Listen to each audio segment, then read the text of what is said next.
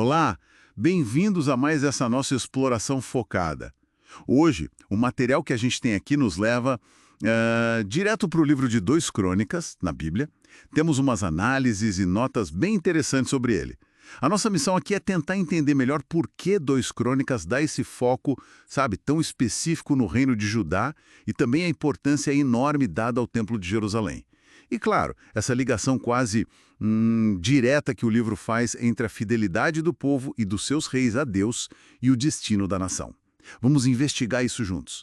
Olha, uma das primeiras coisas que, assim, salta aos olhos nos textos é como 2 Crônicas parece quase que deliberadamente deixar de lado o reino do norte, Israel. Ele se concentra quase que exclusivamente em Judá, na linhagem de Davi.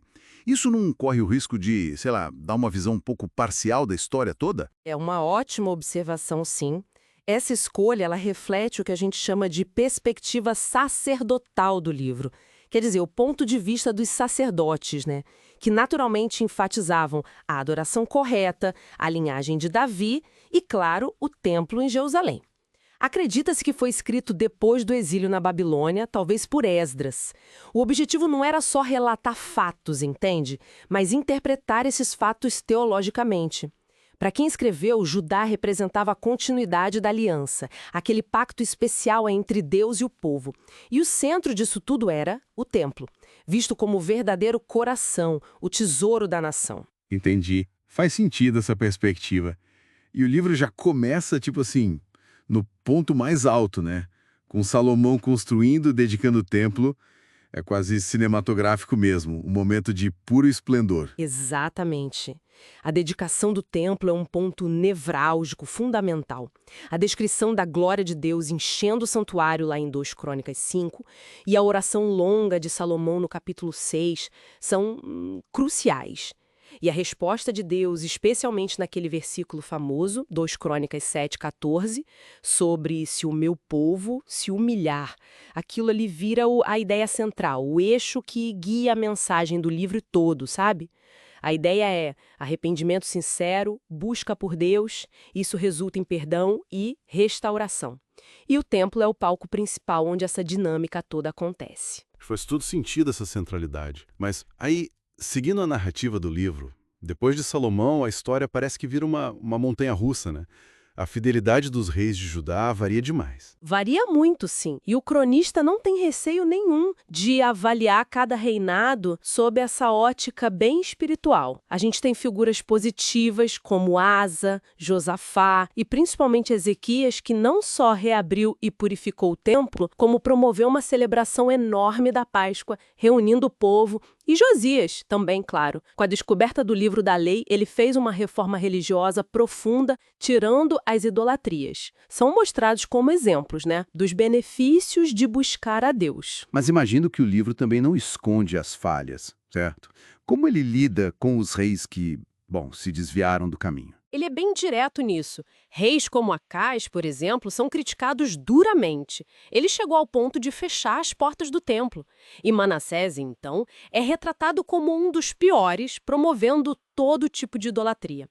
Mas o que é fascinante aí, e talvez um dos insights mais fortes do livro sobre a graça divina, é que mesmo Manassés, depois de ser levado preso, cativo, ele se arrepende e é restaurado por Deus.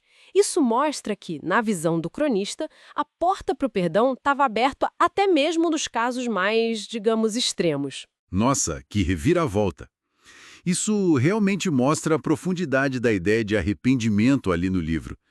Mas, apesar desse exemplo forte, a infidelidade geral do povo e dos líderes persistiu, né? Persistiu, sim. Infelizmente, a idolatria, a desobediência, elas se tornaram meio que o padrão, culminando lá no reinado de Zedequias. E o resultado disso, apresentado claramente como consequência direta dessas ações, é a tragédia, a destruição de Jerusalém e do templo pelos babilônios em 586 a.C. É um clímax bem sombrio. Um final realmente pesado para a história de Judá, para o templo.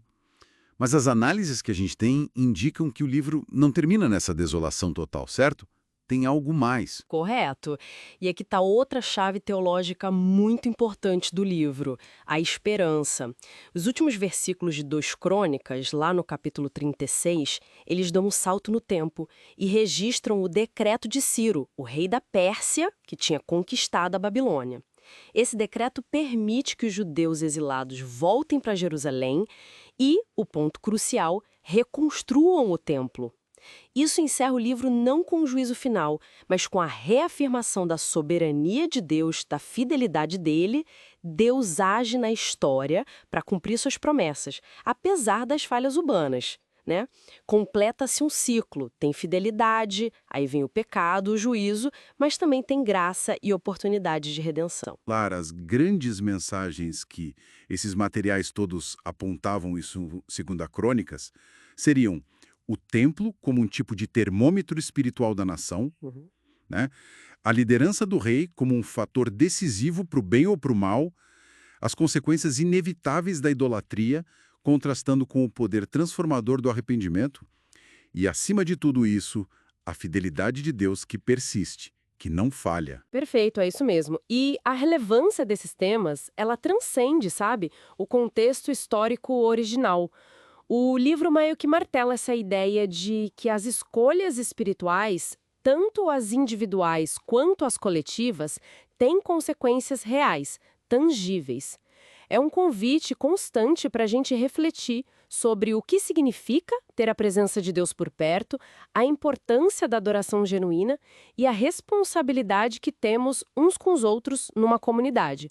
Mesmo nas partes mais escuras da narrativa, a mensagem que fica por baixo é que a fidelidade de Deus sempre oferece um caminho de volta. Para quem se arrepende, claro.